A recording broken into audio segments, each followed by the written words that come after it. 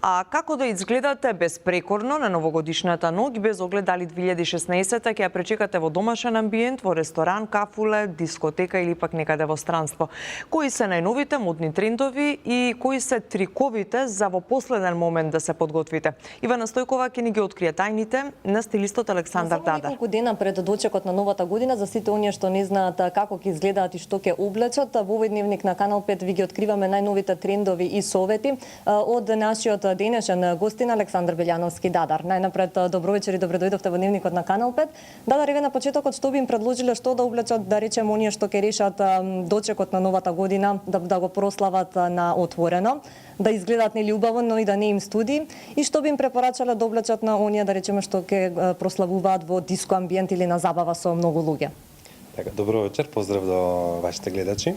Најпрвен за оние кои што би сакале овој 31 декември да бидат надвор, да ја дочекаат новата година, секако пред се ќе препорачам да бидат топло облечени, иако оваа зима не е премногу ладна, меѓутоа сепак подолго време ако се задржиме надвор, знае да се појави за црвеното носе или некој капилар да се истакне повеќе, а тоа секако дека не го сакаме, посебно да не се познава на селфи фотките кои што ќе ги сликаме. Па токму поради тоа, освен убава, удобна и топла облека, секако дека треба да изгледаме убаво и гламурозно, посебно за девојките. Токму поради тоа ќе препорачам пудра, која што, например, тонирана крема, која што ќе се фиксира со пудра во прав, така подолго ќе трае, но и ќе го заштити лицето од студот и ветрот.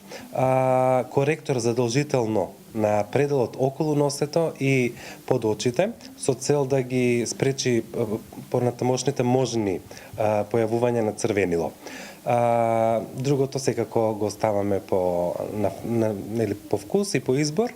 А што се однесува до стајлинг и шминка за затворен тип на прослави, тоест на затворено место, секако дека ќе препорачам убава и гламурозна тоалета еве за жените.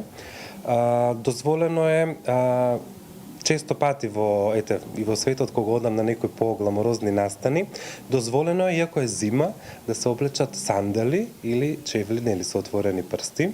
Така да, девојки, немојте да се ограничувате, слободно облечете вашата омилена коктел вечерна тоалета и секако шминката треба да биде поразлична од онаа која што е секој ден, па и фризурата. Сепак да биде нешто што ќе им одговара на стилот и приликата, да личи на нив, да не биде сега како да се комплетно трансформирани во некоја друга личност, освен ако тоа не го сакаат. А доколку не може да се одлучи, не може да се одлучат, еден предлог ќе дадам, може во секој случај да се нанесе убав печатлив црвен кармин и сметам дека тоа е доволна магија за сигурен и необичен старт на дочекот за новата година. И еве ветувам дека ќе им се случи нешто интересно, бидејќи црвениот кармин, освен што е знак на храброст, покажува страст и љубов. Дадар, јас ти благодарам многу што беше дел од овој дневник на Канал 5. Среќни празници и се најбаво. Ти благодарам уште еднаш. Ги слушнавме советите и предлозите на Александар Белјановски, кои верувам дека и како ќе им користат на нашите гледачи, посебно на нашите гледачки. Ето, тоа би било се во ова јавување во живо.